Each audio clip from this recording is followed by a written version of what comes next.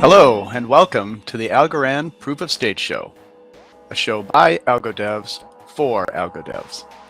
Here we explore the current state of the Algorand ecosystem by focusing in on interesting projects building out the decentralized future.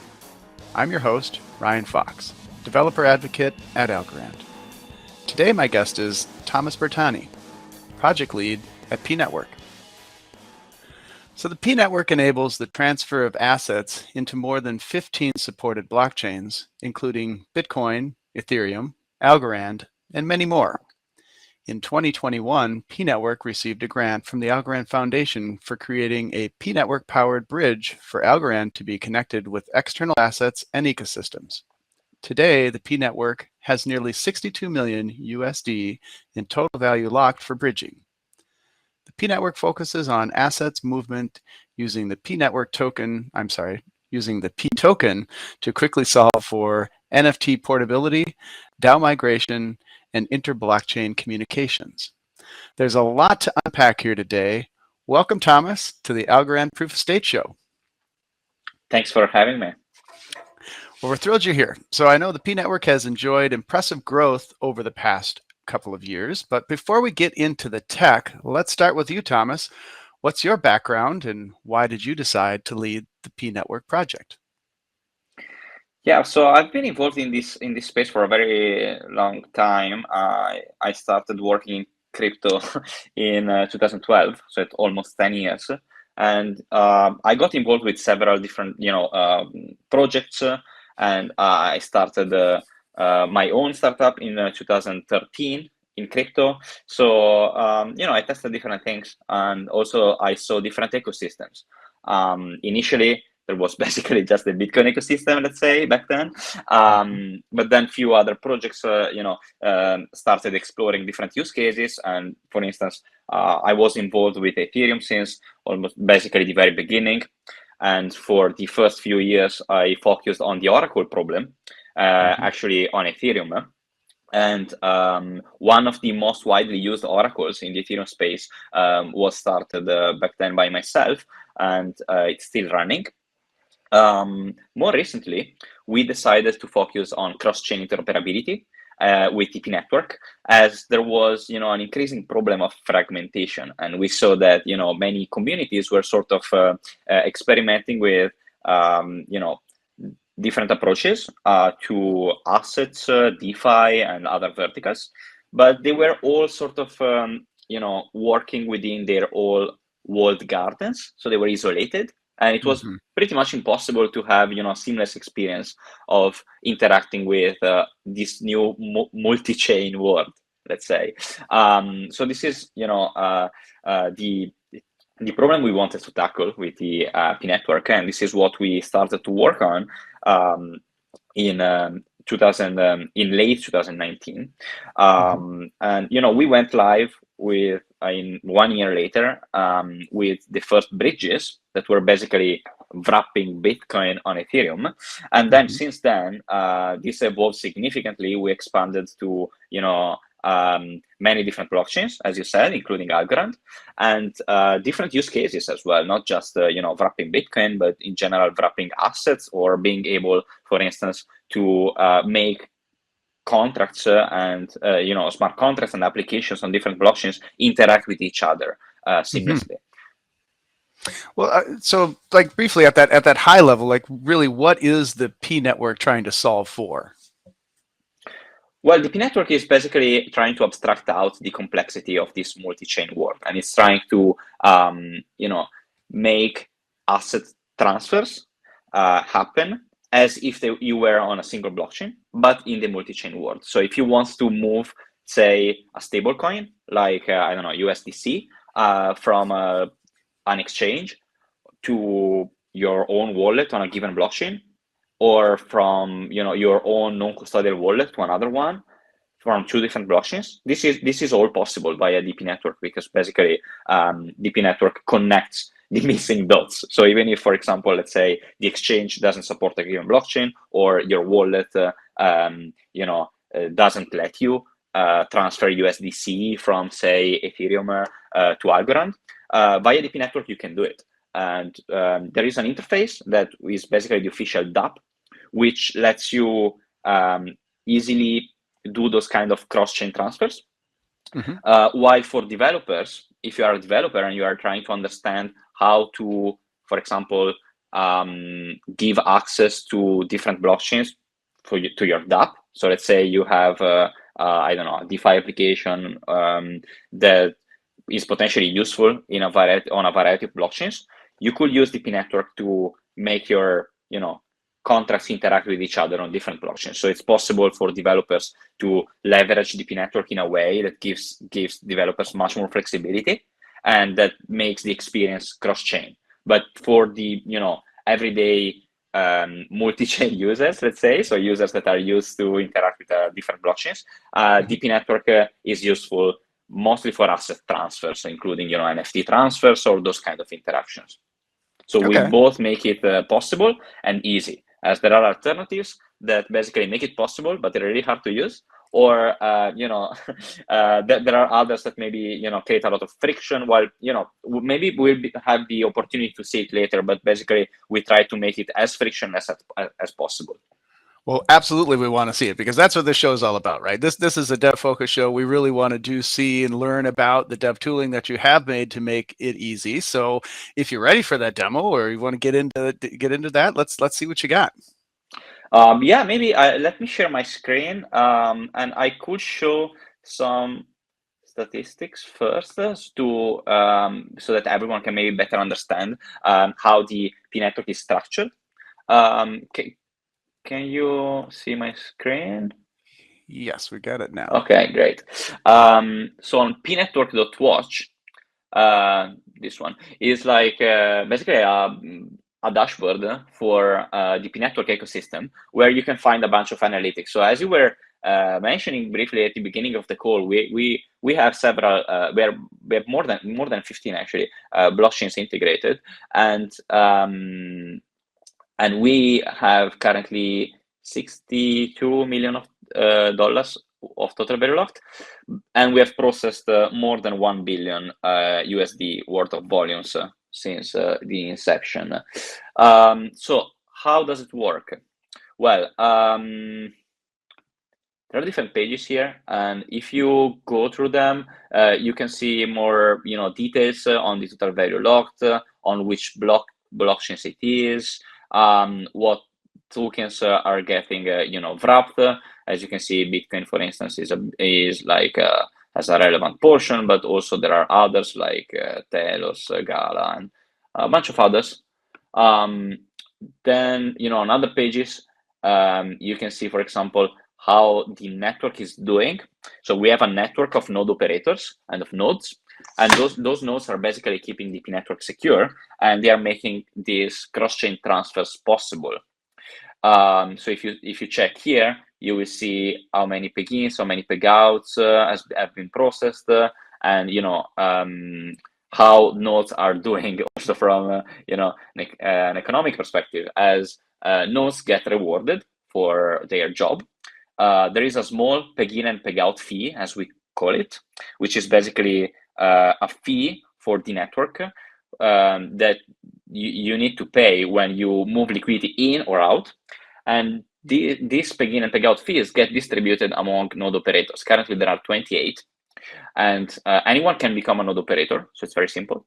And so far, we have distributed 700K worth of fees accrued by the network to the node operators. So yeah, here, I mean, if anyone is interested, there are many other stats. You can check on, activity, how the network is doing, cross-chain volumes, and, transactions count. There are a bunch of statistics. So if you're interested to dive into the pNetwork, this is where you can, find more details on actual, stats and activity of the pNetwork. While if you are a user, this is the official DApp, so dapp.ptokens.io. The official website is p.network. So if you go to p.network, you can see a bunch of stuff. The DApp is what you want to use if you want to give it a try. So how does it work? Well, it's very simple, as the UX is basically mimicking what many swaps normally offer as a UX. So you choose like the starting asset, the asset you want to the asset you have that maybe you want to move elsewhere to a different blockchain, and then you select the destination one. So say you have Bitcoin on the Bitcoin blockchain, right? So Bitcoin native. As you can see, there are a bunch of different Bitcoin options you have here, as there is both, Bitcoin as from the Bitcoin blockchain, but also the wrapped version of Bitcoin on other blockchains. We call them P tokens. So when you get an asset and wrap it on a given blockchain, such as Bitcoin, say I want to go from a Bitcoin blockchain to wrapped Bitcoin on Algorand. So this is called like a P token. We call it P token, it means pNetwork token. And basically, the symbol we normally use is like P prefix, so it's PBTC. This is similar to other versions of Bitcoin you may be familiar with, such as, GoBTC, or on other blockchains, like things like RANBTC or WBTC and many others. There are many representations on foreign blockchains of like wrapped Bitcoin. Ours is like can be redeemed for Bitcoin straight from the dApp, and it gets processed by the pNetwork with this decentralized structure. So it's quite interesting because you're not going through centralized intermediary. You don't need to do KYC, and it's really seamless. You need to wait for your deposit transaction to become final. So now I'm not going to demo this specific bridge, as I want to show another one, but let me show you how it works. So let's say you have like your Algorand address. Basically, you need to opt in to PBTC asset, right? And basically, so let me opt in. So when you opt in to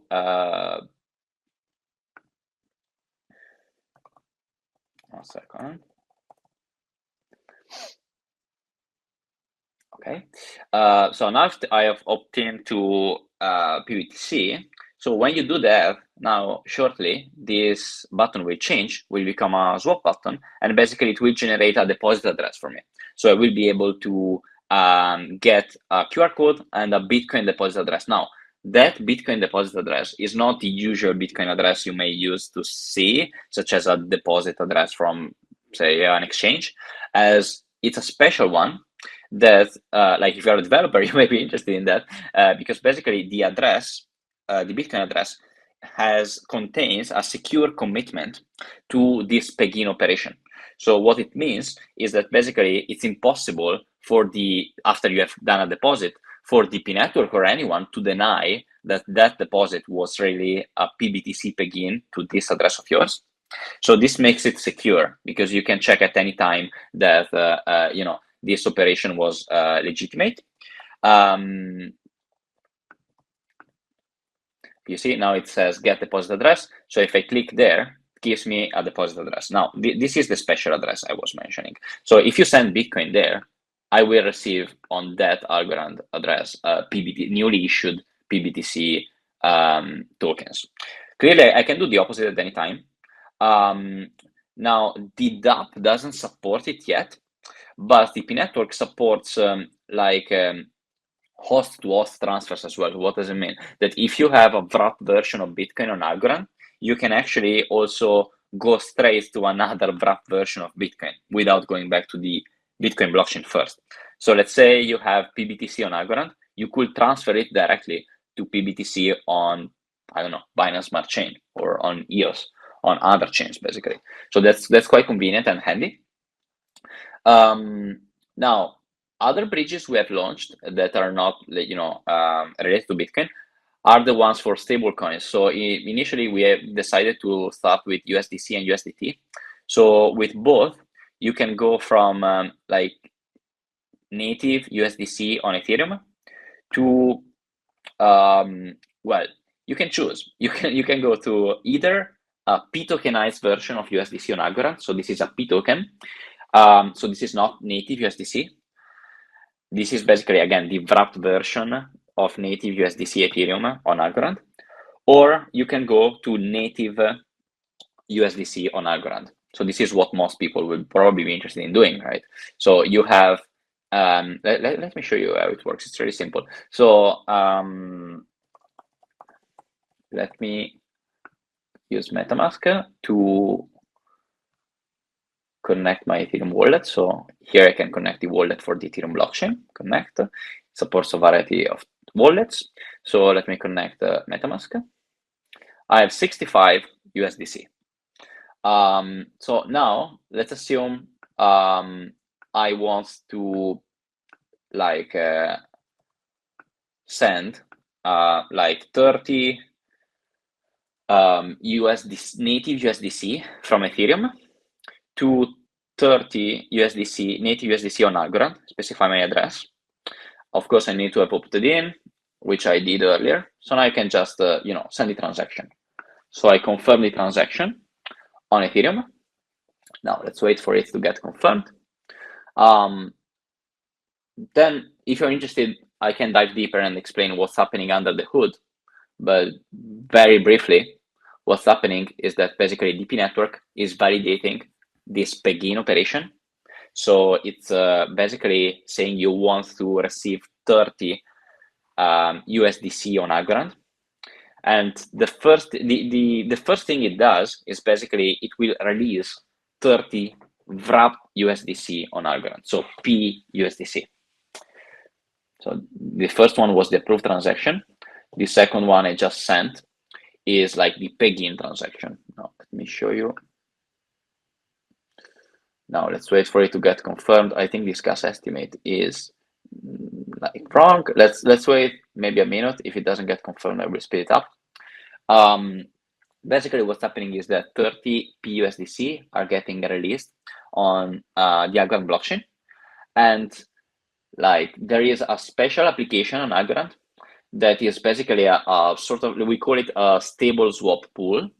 That stable swap pool basically will take automatically during the peg-in your 30 pUSDC and release back in exchange 30 native USDC on Algorand. So this is all happening automatically. So you don't see this complexity. You will just see USDC being received on your wallet. So normally you need to wait approximately 3-4 minutes on Ethereum to get sort of a pseudo finality, let's say, for peg-ins. Now let's see if it's okay. Estimate improved. So Ryan, let's wait for 30 seconds, hopefully.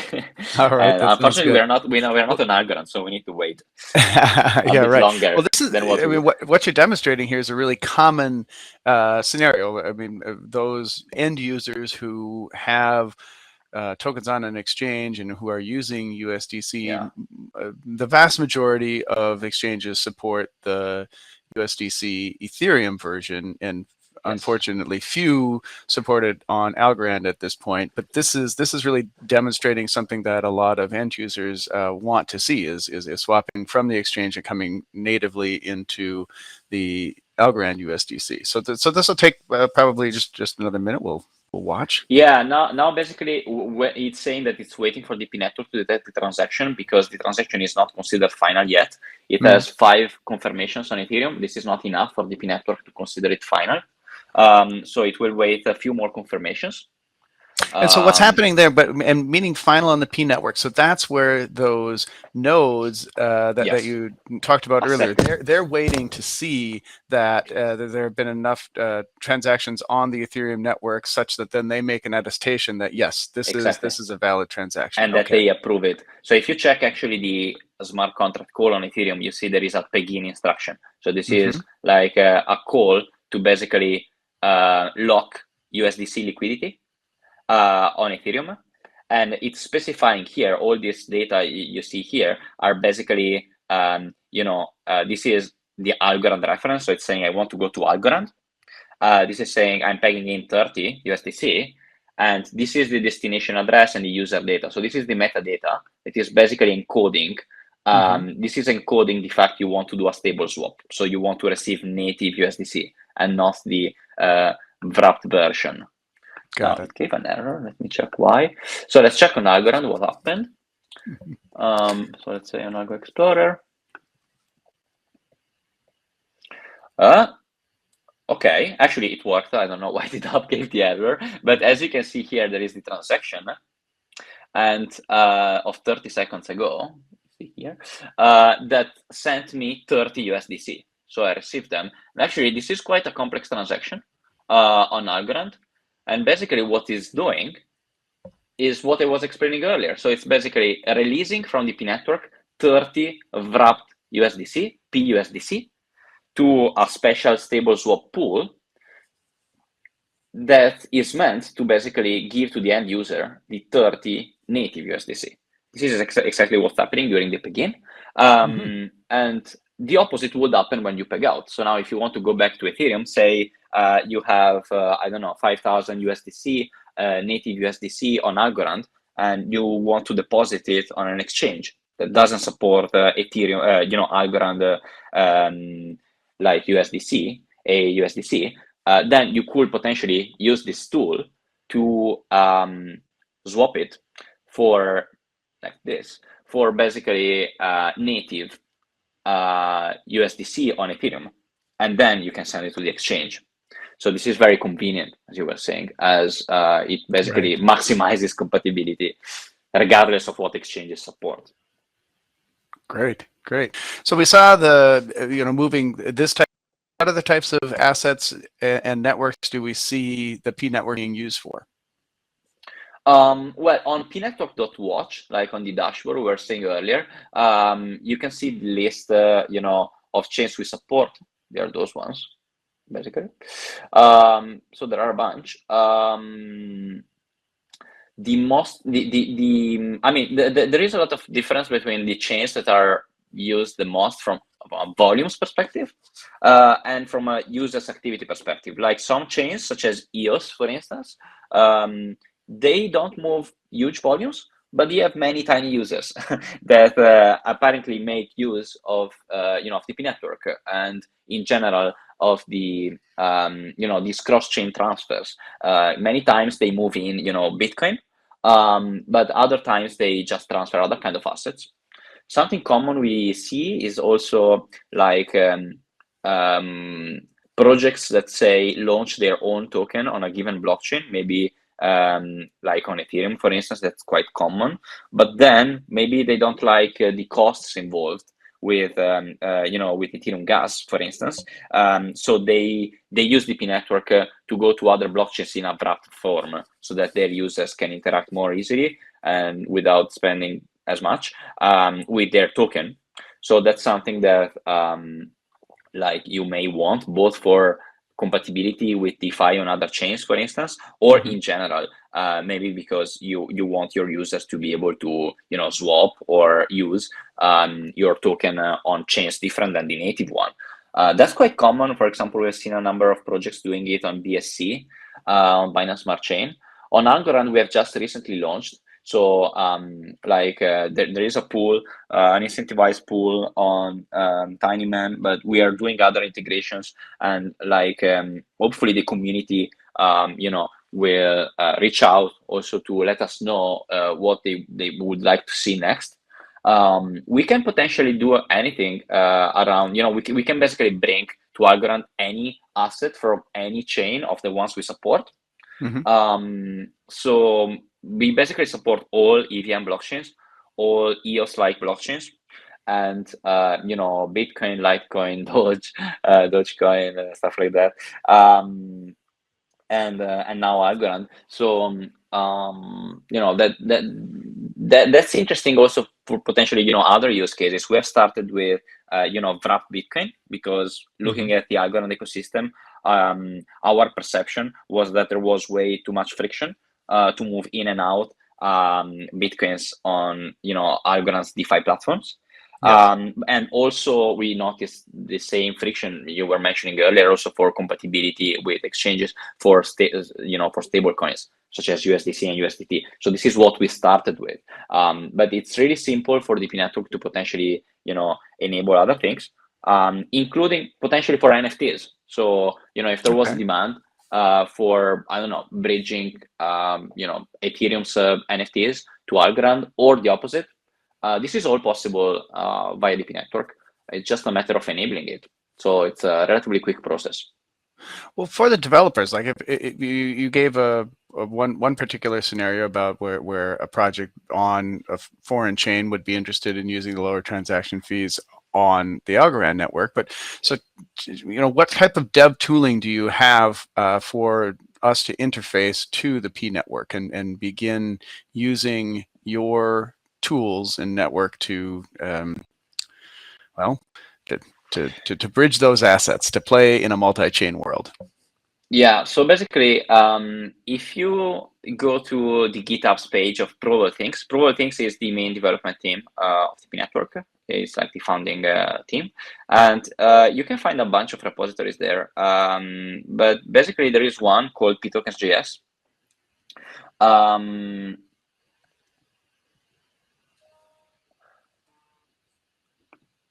Okay, so this pTokens.js is like a library that can be, it's written in JavaScript, in Node actually, and you can use it to easily interact with the pNetwork. So this is useful for example, integrating it with, say, within a wallet or within your dApp.